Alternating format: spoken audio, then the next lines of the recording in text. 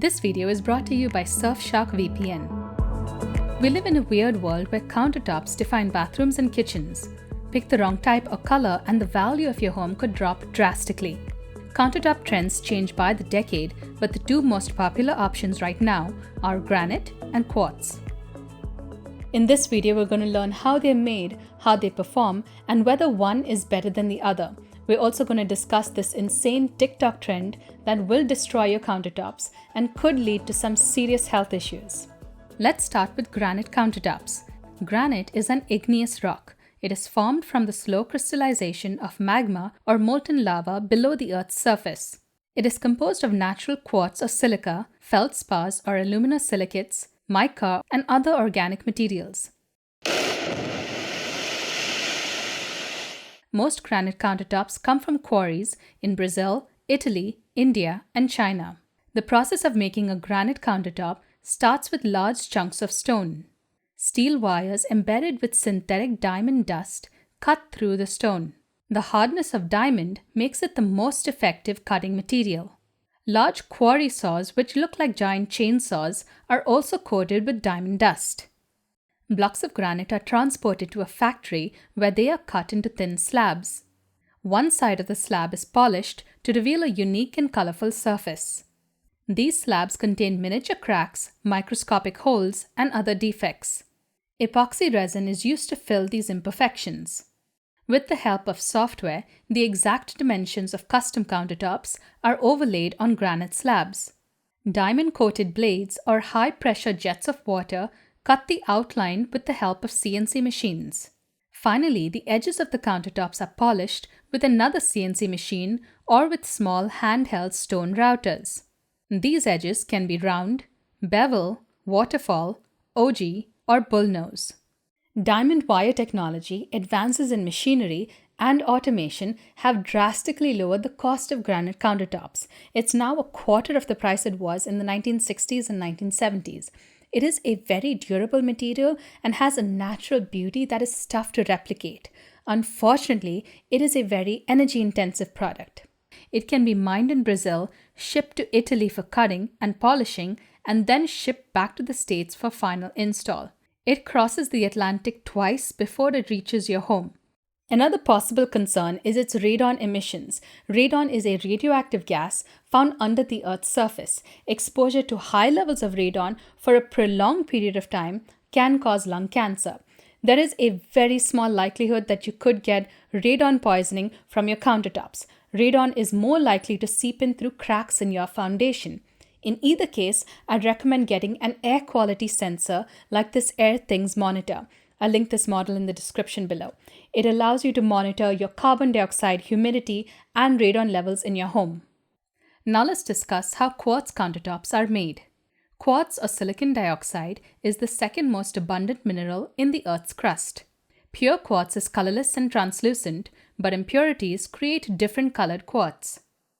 To make countertops, white and clear quartz are ground into a fine powder. This is mixed with plastic resins and colored pigments. It can also contain recycled glass and metallic flecks. The ingredients are mixed together to form a paste. It is poured into a large mold and sometimes shaped by hand to make the designs look more natural. The mold is compressed under immense pressure to form 1-inch thick slabs. It is then dried and baked to solidify the quartz. This process is called sintering. Any small pores and air pockets are sealed up in this stage. Once it cools down, the slab is polished to reveal the grain and veins.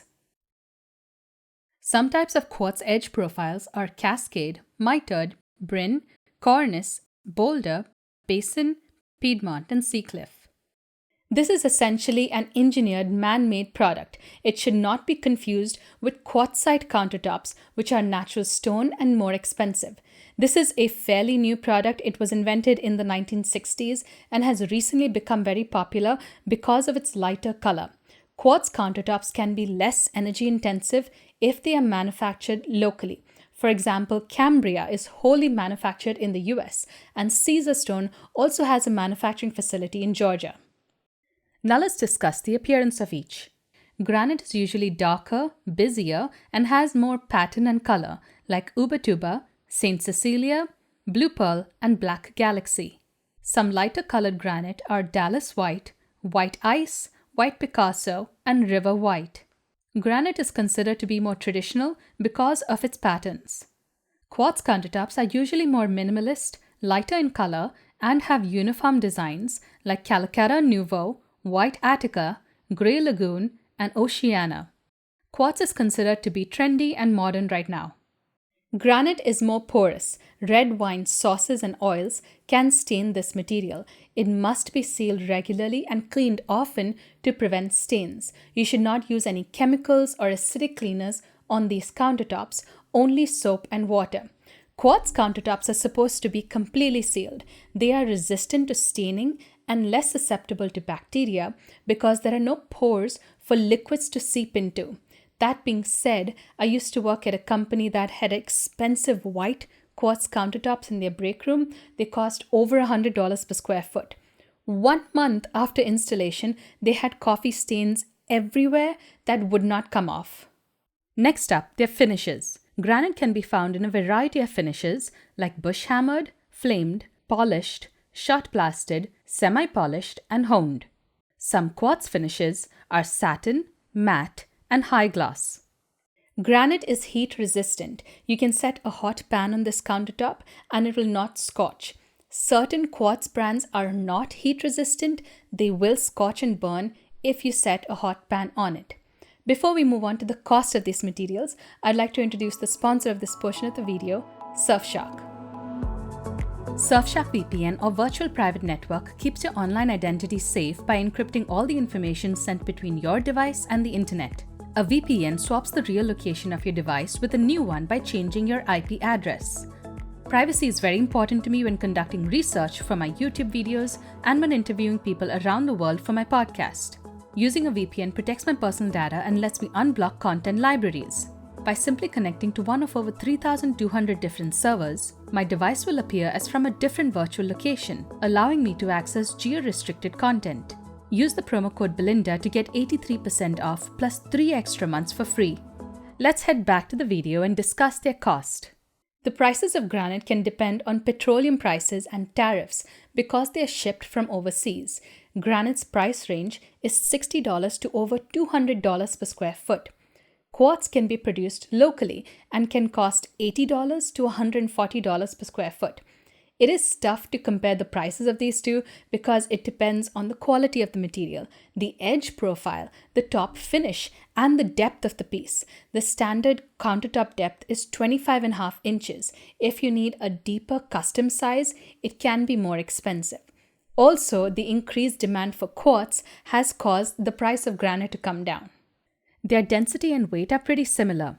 Granite is a denser material, around 2.7 or 2.8 grams per cubic centimeter, while quartz measures 2.65 grams per cubic centimeter.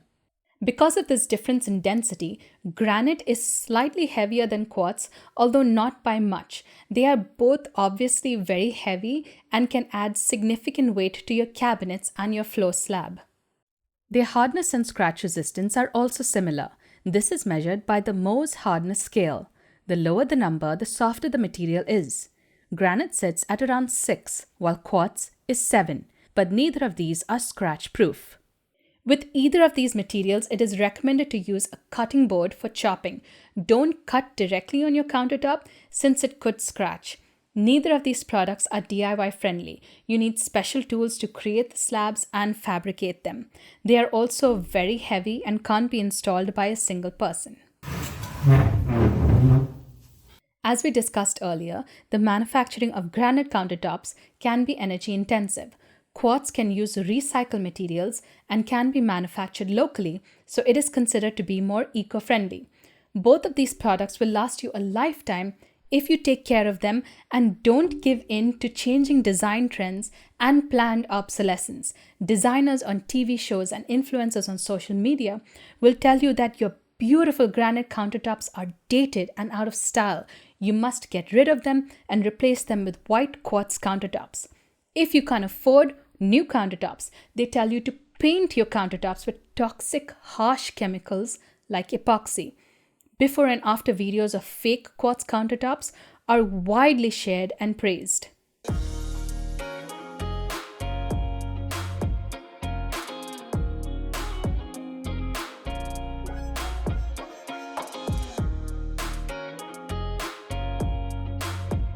I fell for this trend and painted my old chipped bathtubs with both liquid epoxy that had to be rolled on and the version that comes in a spray can.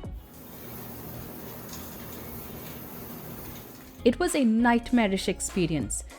Painting the tubs was very labor-intensive and a waste of time. It released strong toxic fumes that lingered for several days. The epoxy eventually yellowed and peeled off. You must wear gloves and a respirator when handling epoxy. You should only use it in a ventilated environment because the fumes can lead to inflammation and irritation of your nose, lungs, and throat. Prolonged exposure to the fumes can lead to asthma. It is also toxic to the environment. In conclusion, both granite and quartz are excellent durable countertop options. Granite can require a little more care and maintenance, but they are both long-lasting materials that do not need to be updated in the lifetime of your house. Let's say no to all forms of planned obsolescence. Let me know what you think about these products in the comments below, and if you prefer one over the other, don't forget to hit that subscribe button, notification bell, and the like button too. I'll link my Patreon page in the description. If you can support me, I'd really appreciate it. A big thank you to everyone already supporting me. I'll provide a link to the Surfshark VPN in the description. Thanks for watching. See ya.